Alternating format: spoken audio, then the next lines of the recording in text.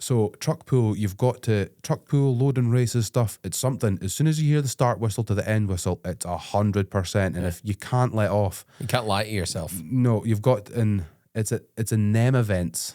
That's when you really get to understand what goes on inside your head, because you've got a lot of time to think about that. Yeah. Well, Paul, that brings me to my next question. Like, mental preparedness. How do you mentally prepare for strongman? That's tough. It's probably something as well. My mental focus at competition is probably something that's got me in a little bit of bother in the past as well. Why do you say that? Well, I was quite an intense character at competitions, and it was sort of the mask that I put on to help me perform better. You know what I mean? It was sort of like the Dr. Jekyll and Mr. Hyde situation. Mm-hmm.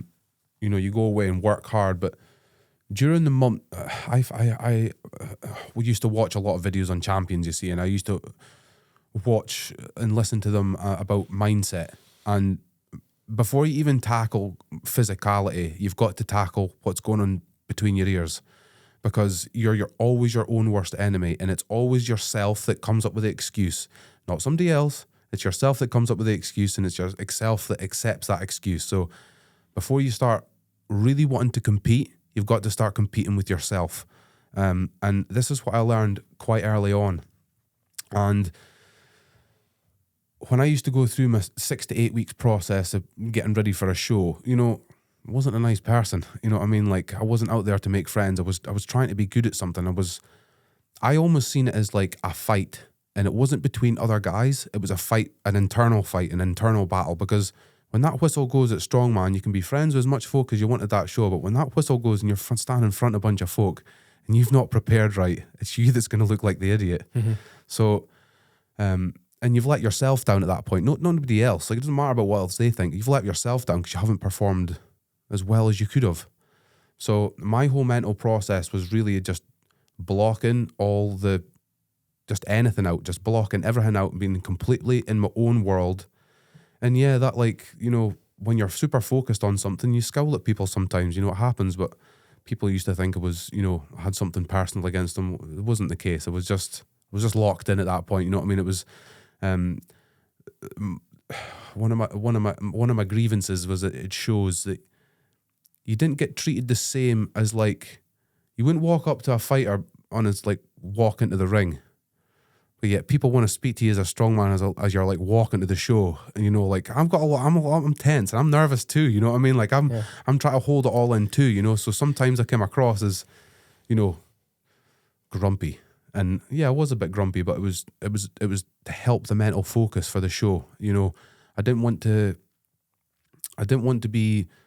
any negative thoughts to be implanted, or, you know, oh, it's raining today. I know.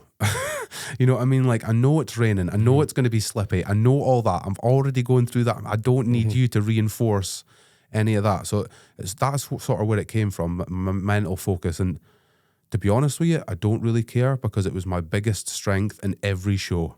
Mm-hmm. And when I started realizing that if I just sit in the middle of a show and it starts to piss a rain, if I sit with my headphones on, I guarantee you I will be the best person in the rain or in a bad situation, because they're all chatting about it. They're all like, oh, what we're going to do, what footwear we're going to put on. I don't care. I'm just going to go out and do it. Mm-hmm.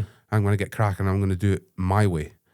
And I don't need a bunch of folk that have come from, you know, they've got their own perspective on it. I've got my perspective on it. If I mess it up, then it's on me. Like, that's sort of how I tackled it. And I learned that from being where they were. Like, oh, what's going on? What footwear you got on there? Oh, I see a couple of guys tripped with that. What's happening? Oh, there's puddles. It's all just smoke and mirrors, you know what I mean? I used to see that in boxing, you know, as I'm involved with boxing for a long time. You go into the changing room and you see how everybody's mentally preparing, and there'll be a few guys like you sitting there, they've blocked out the whole world, they've got the headphones on and they don't talk to anybody, you know. That was me, for sure. I think that's a great way to prepare, because you come into competition and you have you've maybe, I don't know, but you visualized how the competition is going to unload in your head, and you want to keep that in your mind and keep the distractions away. Well, quite from an early on, even like I can remember in my first Scotland's Strongest Man, like in my week up to that competition, where you've got to take time off training and stuff, like a lot of like a lot of pent up aggression comes in that week. You know what I mean? And it's great because it's for the show, but everyone around you suffers at that point. And if you say you're not that person and you're not really that competitive, like it's got to spew out a little bit. You know what I mean? It's like, you expend a lot of nervous energy in the lead up to it, right? For sure. And that's another reason why I learned to try and just keep myself.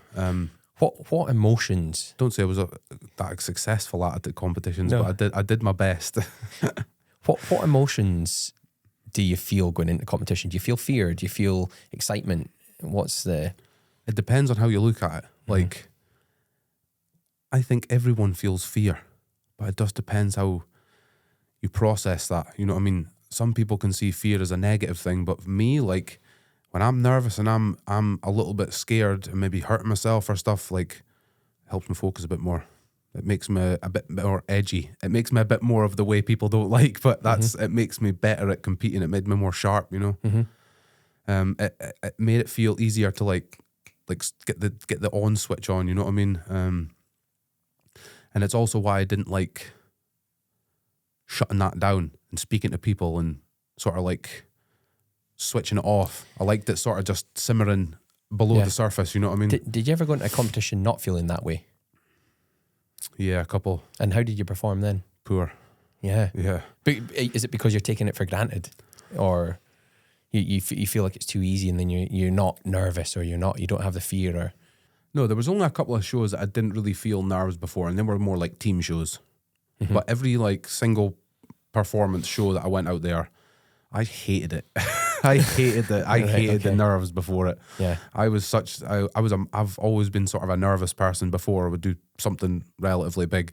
I may look like, oh, here's big grumpy Paul and he just looks like a stone hard face, but it's not what's going on underneath the surface. Like, I'm proper nervous. Like, I've not eaten all day. Like before, let's say, what would be the first event? Let's say it's the yoke, right? Yeah.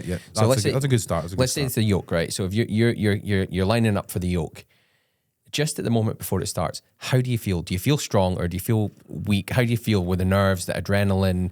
Are you ready? So as soon as I touch the implement, I'm fine. Okay. As soon as I touch the implement, it's all good. But right up until that, it's nerves. It's the main thought process of what happens if you don't pick it up. Honestly, it's what happens if you don't pick it up. What happens if you go to pick this thing up and it stays welded to the floor? Right. Like that was literally, it was it was such a nervous feeling just before. But then as soon as I sort of touched the implement, that went away because it just went into focusing on picking it up. Make sure that doesn't happen.